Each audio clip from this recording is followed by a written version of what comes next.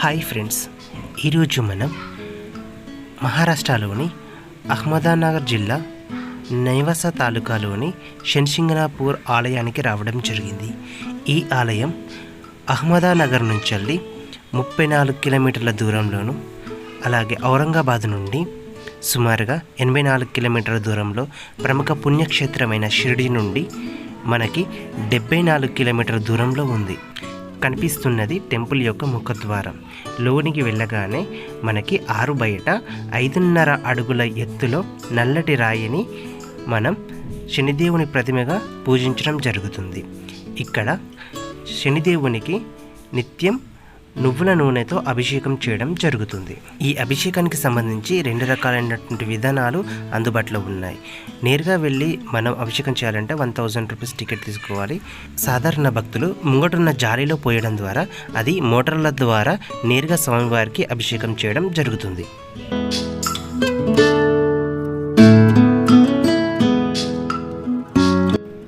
So ఇక్కడ మనం కొన్ని గుర్తుంచుకోవాల్సిన విషయాలు ఏంటంటే, పార్కింగ్ ప్రదేశంలో మనకి పూజ సామాగ్రి కొనుక్కోవాల్సిందిగా చెప్తూ ఉంటారు. సో ముందుగా కాళ్ళు కడుక్కొని టెంపుల్లోకి వెళ్ళండి, ఈ సామాన్లు తీసుకోండి అని చెప్పేసి బలవంతంగా సామాన్లని మనకు విక్రయించే ప్రయత్నం చేస్తూ ఉంటారు. మీరు కొన్నటువంటి పూజా సామాగ్రి అంతా కూడా టెంపుల్ ఎంట్రన్స్లోనే ఆపివేయడం జరుగుతుంది. మీకు స్పెసిఫిక్గా ఆ పూజల గురించి తెలిసి ఉంటేనే ఆ సామాన్లు కొనుక్కోండి. లేదంటే టెంపుల్ ప్రాంగణంలో మనకి కౌంటర్స్ ఉంటాయి, ఆయిల్కి సంబంధించి కౌంటర్స్ ఉంటాయి. అందులో కేవలం ఆయిల్ పర్చేజ్ చేసుకొని మనం దేవునికి అభిషేకంలో పోస్తే సరిపోతుంది.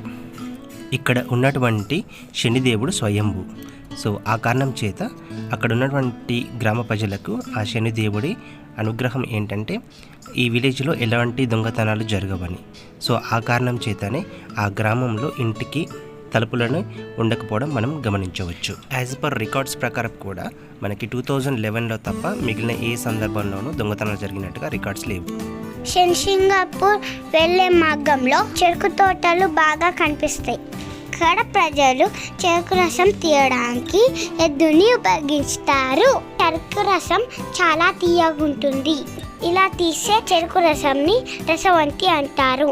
ఇక్కడ ఆడుకోవడానికి మంచిగా ఉయ్యాలాలు కూడా ఉన్నాయి. అలా వెళ్ళే ముందు మన ఛానల్ని సబ్స్క్రైబ్ చేయొచ్చు కదా.